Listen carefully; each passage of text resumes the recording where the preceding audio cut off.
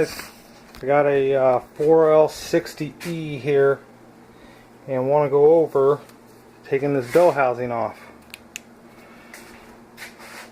with these frickin' bolts, the T50s. We go in here. Okay, these are a bear to get out, and a lot of times they strip out. At least for me they did. Got it off. Didn't damage it up too much. I'll show you what I did. There's 8 of them. I got 2 of them came out luckily. I don't know how I did it. A lot of beating on it. Stripped out. Had to drill that out. 6 of them drilled out. 2 of them came out. They like to strip out right in there. Yeah, the T50 went through a couple of these. You can see it's twisting. They snap. Tried different brands.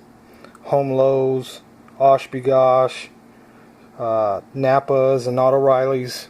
Nothing had anything that would hold up without snapping or twisting. I got this impact hammer here. It helped out a little bit with the 2 that did come out, but the other ones ended up stripping, so I had to drill them. And I'm going to go through a lot of drill bits. I used 11/32, and I think I went through a dozen drill bits, 2 per freaking bolt. You just drill it past the tip here, and it'll snap right off. You got to beat it off. This is hard steel, real hard. Here's another one.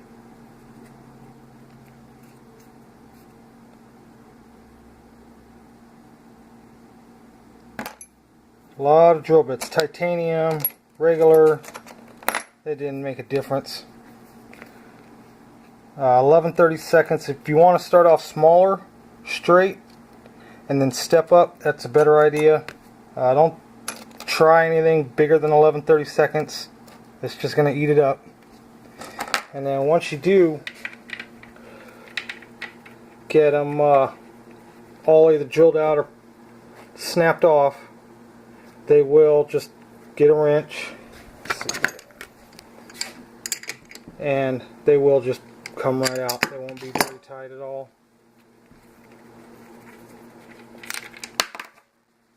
You can see I hadn't had to wrench on it too much. Alright guys, just a little tip.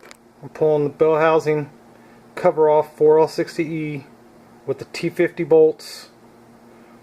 Prepare for a lot of drill bits, and hope you have good luck, better luck than I did. Get a few of those.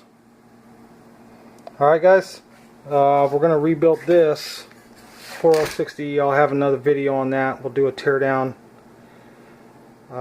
Any comments or questions, I'm going to get started on tearing this thing down. Alright, thanks guys. Like and subscribe.